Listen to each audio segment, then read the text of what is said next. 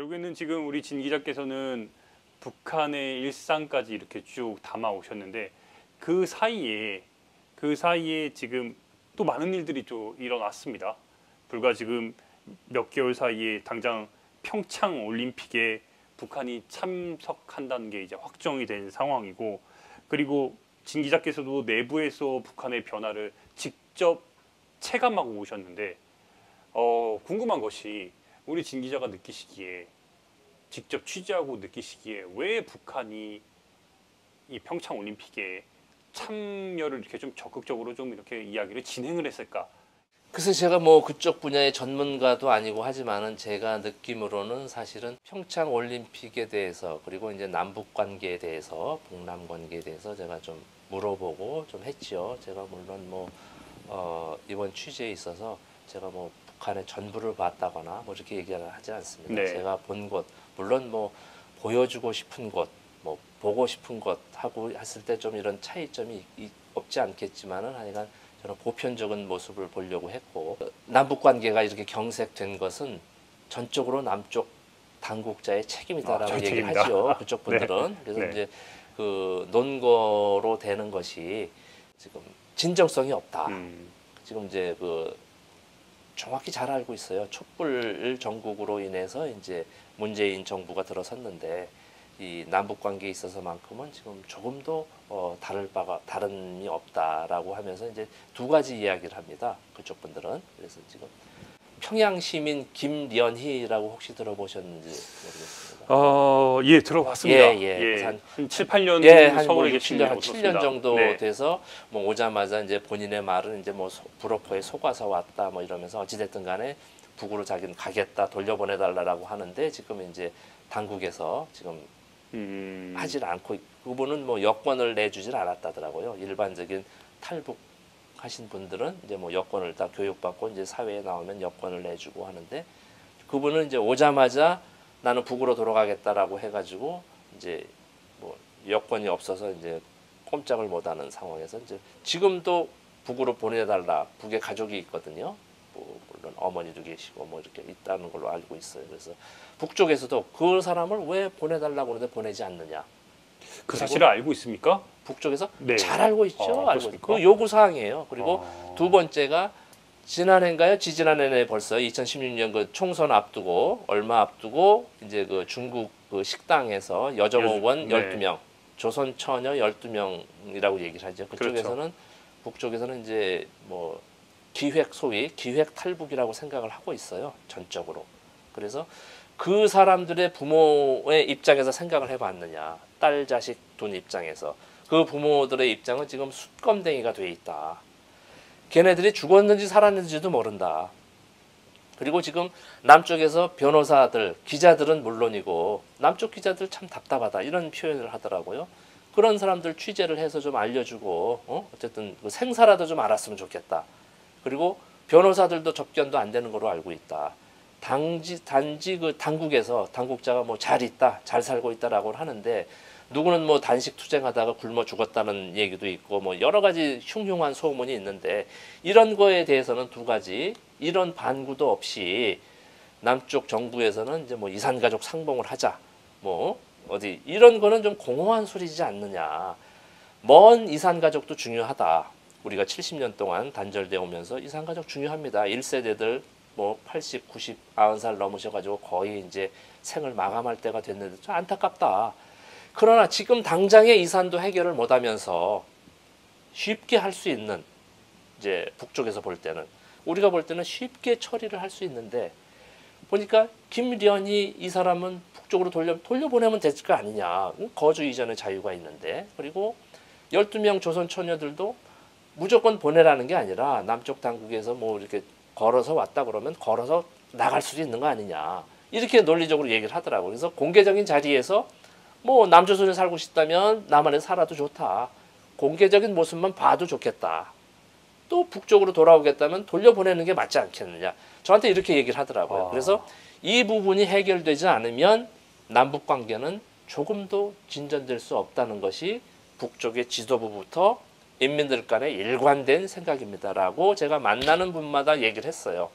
말씀을 쭉 들어보면은 네. 북한 일반 대중들이 음. 지위 고하를 막론하고 한국 사정에 대해서 상당히 깊이 잘 알고 알고 있죠. 있는 걸로 보입니다. 네, 잘 알고 있어요. 문재인 정부의 이 정권 변화 그리고 네. 탄생 이런 것들로 지금 잘 알고 있더라고요. 어떻게 그렇게 오히려. 알고 있습니까? 그러니까 뭐 정보가 그쪽은 이제 뭐 유통이 되는 거지요. 공식적인 정보가. 그러니까 남쪽에서 박근혜가 이렇게 탄핵당하고 촛불 전국으로 해서 문재인 정부가 탄생했다. 그래서 그 6.15 정상회담 김대중 대통령과 14선언 노무현 대통령의 이 업적을 상당히 북쪽에서는 높이 평가를 하고 있습니다. 그래서 문재인 대통령도 그런 흐름에 노무현 정부에서도 이렇게 일정 부분 깊숙이 참여를 하셨고 또 그 후보 시절에는 일부 보수 단체 그 아주 그 소위 그 지탄을 받아가면서도 미국보다도 북한을 먼저 갈 의향이 있다. 이렇게 적극적으로 하신 분이 이렇게 이제 대통령이 되면서는 좀 기대에 못 미친다, 좀 실망스럽다 이런 표현을 그런 하더라고요. 표현을 하면서 하면서 이제 이 이산 가족 얘기를 하는 데 있어서는 가장 가까운 이산부터 해결을 해야 이게 맞지 않느냐 순서적으로. 상당히 이산 가족도 보면은 저희가 일반적으로 생각하기로 다 6.25 그 한국 전쟁으로 인해서 발생한 걸로 생각하는데 그분들만 생각하지요. 근데 이걸 또 다르게 생각을 하네요. 네, 이렇게 해서 하고 아마 북쪽 사람들의 북한 당국자나 이런 이산 가족에 대한 입장은 제가 볼 때 크게 바뀌지 않을 거로 보고 있습니다. 결국에는 좀 북한의 적극적인 그러니까 문재인 정권에 대한 기대 심리가 대화로까지 그리고 평창 올림픽 참가로까지 이어졌다고 이렇게 저는 뭐 그런 맥락에서 보고 있습니다. 좀 놀랍습니다. 그 북한 대중이 그 북한 시민들이 이 남한 정권에 대해서 이렇게 깊게 알고 있다는 사실 자체가 좀 놀랍고요. 그러다 보니까 근데 이제 한편으로는 북한이 오는 건 이제 상수로 결정이 된 거고 이제 그 구체적인 수치에 대해서 지금 이제 이야기가 오가고 있는 상황인데 옛날에 부산 아시안 게임 이런 것들을 고려를 하면은 배를 타고 왔습니다. 근데 우리 진 기자께서도 제가 알기로는 배를 예상을 했고 동해안이나 이렇게 해서 그렇게 예상을 했는데 결과가 나온 걸 보니까 육로를 택했습니다. 예, 글쎄 뭐 그런 배경까지야 뭐 제가 전문가가 아니라 잘 모르겠지만 제가 원산 갔을 때 마침 그 만경봉 92호 그게 우리 부산 아시안 게임 때 왔고 그리고 일본 니가다 항하고 원산에 하는 그 제일 동포분들이 저 북한 방문할 때 주로 이용하던 항로였거든요. 그것도 이제 북일 교섭이 이제 안 되면서 그때 북일 단교가 아니라 뭐 수교된 적은 없지만 하여간 그 이제 제재 국면에서 아마 이제 운행이 금지됐죠. 정박돼 있더라고요 원산항에. 그래서 저게 저 만경본 호군요. 이제 그 안내원한테 얘기했더니 맞습니다. 그러면서 저게 지금 수년째 정박돼 있는데 그냥 저기 하기 뭐 해서 내부 수리를 하고 있다. 그래서 내부 수리를 좀 해서 이게 해상 호텔로 쓸 계획을 가지고 있다더라고요. 그래서 진 선생님 다음번에 원산 오거나 하게 되면 아마 저기 해상 호텔에서 묵으실 수 있을 겁니다. 이런 얘기를 들었고요. 그래서 저는 뭐 당연히 이제 그 원산항에서 강릉항 혹은 속초항으로 해서 오면 평창이 좀 가깝고 그렇죠. 또 만경봉호도 뭐 수백 명이 탑승할 수 있는 그런 숙소 공간도 되고 북한 응원단이 왔을 때도 그렇게 상당히 뭐랄까요 지대한 관심을 받았습니다. 근데 이제 대부분의 시간을 만경봉호에 머물렀는데 이번 같은 경우에는 서울 공연도 예정이 돼 있을 정도로 정말 동선도 길고 육로로 다니다 보니까 정말 좀 통행이 더 자유로울 가능성이 높은데 기존의 2000년과 2018년을 비교했을 때 좀 차이가 또 있지 않을까요? 상당히 큰 변화가 더 있을 것 같은데.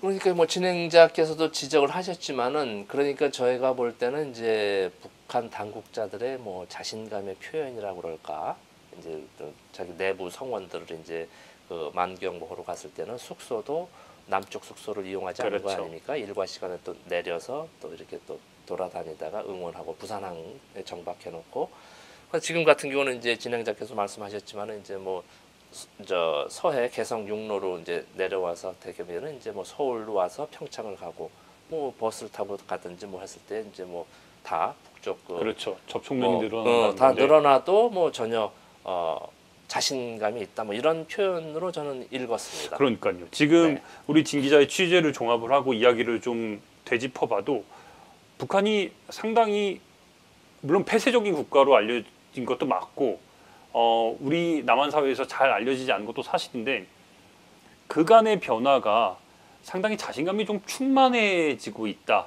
이제 그 북쪽 분들은 보니까 이제 믿을 데가 아무도 없다. 우리 자신밖에는 믿을 게 없다. 그래서 이제 더 내부적으로 좀 단합된 이런 걸 느낄 수 있었고요. 뭐 경제적 곤궁함, 이런 뭐 전쟁 위기에 대한 뭐 긴장감, 이런 것들은 상당히 제가 의외로 좀 위축되거나 좀 긴장되거나 좀 할 수 있을 텐데, 제가 보면은 상당히 뭐 제가 그런 곳만 가서 그랬는지, 제가 본 분들만 그랬는지는 뭐 자신할 수 없지만 상당히 전 의외였어요. 야, 저렇게 좀 자유분방하게, 야, 저렇게 했냐라고 해서 상당히 좀 이런 느낌도 있었고, 제가 본 결과로도 그렇게 느낄 수 있었습니다. 결국에는 변화된 것도 사실이지만 우리가 서로 이해하고 배려해야 된다는 것도 맞는데 북한이 평창올림픽 기간에 오는 게 상수인 상황에서 자칫 잘못하면 서로의 좀 감정을 자극하는 뭔가 행위나 표현들이 나와서 자칫 잘못하면 좀 괜히 분란이 더 일어나지 않을까 이런 우려도 좀 있습니다. 그런 우려는 뭐 저는 언제 어디 때라도 있다고 봅니다. 오히려 우리 이 네. 대한민국 이 오고 가는 길이라든지, 이제 뭐 제가 뭐 미리 예상을 할 수는 없지만은 뭐 2002년도인가요? 저 부산 아시안 게임 때라든지 뭐 이렇게 그렇죠. 다니면서 보면 뭐 이렇게 그분들이 가장 금기시하는 게 있습니다. 뭡니까? 그러니까 그런 것들을 우리 쪽에서, 소위 남쪽에서 좀 이해를 하고, 아, 그렇구나라고 해서 해야 되는데, 굳이 그런 것들을 했을 때는 돌발 변수가 언제라도 생길 수 있다고 봅니다. 뭐 이렇게 가장 중요한 포인트가, 그러니까 김일성 주석, 김정일 위원장. 김정은 원수, 네. 이분들은 이제 최고 존엄이라고 해서 뭐 상상을, 우리 이제 그 다른 나라에서 볼 때는 상상을 초월하는 이런 그 관을 가지고 있습니다. 그래서 그분들의 소위 존엄을 훼손한다, 이런 거에 있어서는 뭐 아주 그 상당히 그 거부 반응이 됩니다. 예를 들면 뭐 이제 뭐 이렇게 오고 가는 길이라든지 어디 이제 경기장에서라든지, 소위 이제 우리 이제 뭐 아주 그 조금 적극적인 보수분들 이렇게 해서 뭐 김정은 뭐 무슨 뭐 아니면 말로 이런 뭐 욕설을 한다든지, 그렇죠. 그런 존엄에 대해서 좀 훼손을 한다든지, 뭐 그런 뭐 글귀가 들어가는 있다면 아마 어떠한 상황이 일어날지 모릅니다. 그러니까 지금 우려되는 바도 네. 그 부분인데 네, 어쨌든 손님으로 초대한 상황에서 그렇죠. 그러니까 이제 그런 건 성공적인 그리고 평창 네. 올림픽을 지금 저희 모두가 바라고 있는 상황에서 우리 진 기자가 보시기에는 좀 어떻습니까? 어떻게 해야만 좀 세계, 어찌 보면 이게 하나의 시금석이 될 수 있는 중요한 걸음이 될 수 있는 지금 기회인데. 그러면요, 평창 올림픽을 기회로 해서 이제 세계적 이목이 다 쏠리지 않습니까? 그렇습니다. 그런 와중에 이제 북한 당국에서도 이렇게, 사실 가만히 생각을 해 보면은요, 2016 우리가 18년도죠. 17년 12월 31일 이전까지만 해도, 불과 지금 뭐 한 보름 전인가요? 뭐 이렇게만 해도 평창 올림픽에 북에 오리라는 건 뭐 짐작은 하거나 예상을 할 수 있었어도 과연 올까? 그렇죠. 라고 대부분의 사람들이 부정적인 시각이었을 거예요. 거의 오지 않을 것이다라는 쪽에 더 많이 표를 찍었을 거예요. 그러나 2018년 1월 1일 신년사, 북쪽의 최고 지도자의 신년사의 한마디로 지금 이렇게 지금 거의 완전히 지금 이 상황이 뒤바뀌지 않았습니까? 그걸 가만히 보면 북쪽의 이런 전향적인 의지로 인해서 이게 지금 확 바뀌었거든요. 거기에서 오히려 지금 미국이라든지 이런 그 주변 국가에서 오히려 놀라고 있고, 그리고 바로 저 얘기했던 손님이 아닙니까? 어찌됐든 북쪽에서 내려오는 우리의 잔치상을 좀 더 빛내고자 이렇게 좀 긍정적으로 생각을 해서, 뭐 숟가락 얹는다는 개념보다는 좀 우리의 평창 올림픽을 더 세계의 남북 화해의 모습도 보여주고, 좀 더 이런 긍정적인 면에서 생각해서 손님으로 받아들여서 손님을 대접할 때 상대의 손님이 싫어하거나 거부 반응을 보이는 건 예상되지 않습니까? 그런 것들을 굳이 해서 이렇게 또 잔치상에 뭐 이렇게 재를 뿌린다는 이런 게 좀 없었으면 하는 것이 저의 간절한 소망입니다. 제가 인터뷰를 좀 진행을 하면서 우리 진 기자를 통해서 느낀 게 한편으로는 우리가 북한에 대해서 얼마나 좀 뭐랄까요 고정관념에 갇혀 있나 그렇죠. 그리고 얼마나 우리식대로 생각을 하나 맞습니다. 이런 바로. 생각들을 좀 많이 갖고 있었던 것 같습니다. 네, 저도 네. 제 스스로도 예, 맞습니다. 그러다 보니까 앞으로 이 평창 올림픽도 너무너무 중요한데 결국에는 이 평창 올림픽 이후에 과연 우리가 언론인도 포함해서 우리 국민 한 명 한 명이 어떻게 북한을 좀 바라봐야 될까요? 글쎄요, 그 저희가 볼 때는 어쨌든 이제 뭐 그 상식선에서 크게 벗어나지 않으면 된다고 봅니다. 상식선에서. 그래서 그런 상식선이 이제 또 사람마다 다르고 이러다 보니까 이제 논란이 있고 이제 그 과연 그 기준이 어디냐 따라서 또 여러 가지 이제 또 뭐 갈리고도 하지만도 결국은 상식선에서 해야 되지 않겠느냐. 뭐 지금도 조금 선상에서 이제 평창 올림픽에 뭐 손님이 왔다면 손님 대접을 좀 제대로 하는 것이 또 예의에 맞는 일이고, 그래서 원만히 치러지면 뭐 북쪽에서도 뭐 그래도 이렇게 이렇게 갑자기 이렇게 조성됐지만 남쪽에서 진짜 따뜻한 국민적인 진짜 환영도 받고 참 이렇게 민족 동지성을 느꼈다라고 하면 이게 인지상정이라고 봅니다. 그러면 뭐 여러 가지 막혔던 부분들도 좀 더 이렇게 좀 무난하게 풀려가지 않을까. 그래서 고정관념을 좀 깨고 지금 아까 진행자분도 말씀드렸지만은 하여간 그런 인식의 틀에서 좀 벗어나서 진짜 우리 같은 동포적 차원에서 원만하게 나가지 않을까. 이렇게 좀 조심스럽게 낙관적인 좀 기대도 해봅니다. 우리 진 기자 그 평창 올림픽 이후에 다시 북한 갈 계획을 또 갖고 계신 건가요? 예, 저는 또 한번 계속 좀 북쪽 취재를 좀 더 해서 이제 그분들은 이제 저한테 이제 뭐 요구한다거나 좀 제가 이제 그 좀 초청해서 이렇게 한다거나 하는 이유는 아무것도 없습니다. 우리 이 북쪽의 정확한 실상을 좀 제대로 알려줘라. 뭐 더도 말고 빼지도 말고 과대하지도 말고 있는 그대로 좀 진짜 진실 보도 제대로 좀 보도를 했으면 좋겠다. 그래서 북쪽 분들은 얘기를 좀 해보니까 남쪽 언론에 대해서 상당히 좀 거부 반응을 좀 갖고 있어요. 이분들이 좀 아주 한 게 너무 그 침소봉대를 하고 그리고 너무 부정적인 것만 본다. 요만한 근거를 가지고 이렇게 좀 크게 보도를 해서 좀 악의적으로 하고 있다라는 이제 좀 그런 섭섭함.